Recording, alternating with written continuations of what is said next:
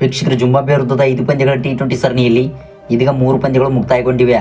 ಹೌದು ವೀಕ್ಷಕರು, ತವರು ನೆಲದಲ್ಲಿ ಪಂದ್ಯವನ್ನು ಆಡುತ್ತಿರುವ ಜಿಂಬಾಬ್ವೆ ತಂಡವು ಮೊದಲ ಪಂದ್ಯದಲ್ಲಿ ಭಾರತ ತಂಡಕ್ಕೆ ಸೋಲು ಕೊಟ್ಟಿತ್ತು. ವೀಕ್ಷಕರು, ಮೊದಲ ಪಂದ್ಯದಲ್ಲಿ ಭಾರತ ತಂಡವು 13 ರನ್ಗಳ ಸೋಲು ಕಂಡಿತು.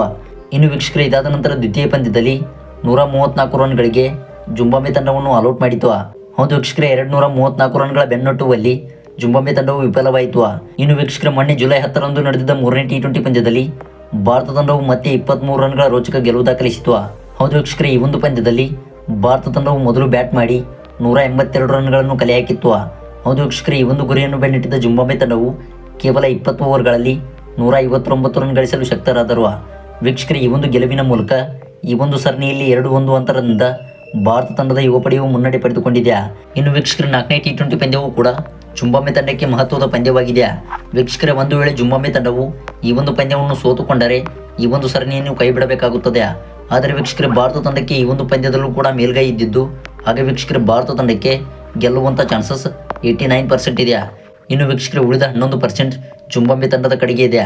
ವೀಕ್ಷಕರೇ, ಇನ್ನು ಈ ಒಂದು ಪಂದ್ಯವು ಕೂಡ ಹರಾರಿ ಸ್ಪೋರ್ಟ್ಸ್ ಕ್ಲಬ್ ಅಂತಾರಾಷ್ಟ್ರೀಯ ಮೈದಾನದಲ್ಲಿ ಈ ಒಂದು ಪಂದ್ಯವು ಜರುಗಲಿದೆ.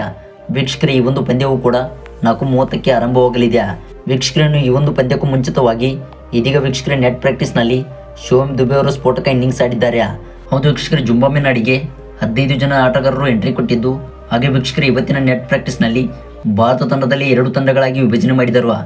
ವೀಕ್ಷಕರೇ, ವಿಭಜನೆ ಮಾಡಿದಂಥ ಈ 2 ತಂಡಗಳಲ್ಲಿ ಶಿವಮ್ ದುಬೆ ಮತ್ತು ಶುಭ್ಮನ್ ಗಿಲ್ ಅವರು ನಾಯಕ ಸ್ಥಾನವನ್ನು ವಹಿಸಿಕೊಂಡಿದ್ದರು.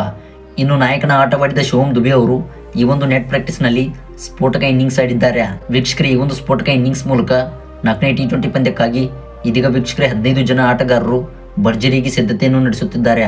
ಹಾಗೆ ವೀಕ್ಷಕರೇ, 4ನೇ T20 ಪಂದ್ಯದಲ್ಲಿ ಯಾವುದೇ ಬದಲಾವಣೆ ಇಲ್ಲದೆ ಕಣಕ್ಕೆ ಇಳಿಯಬಹುದು.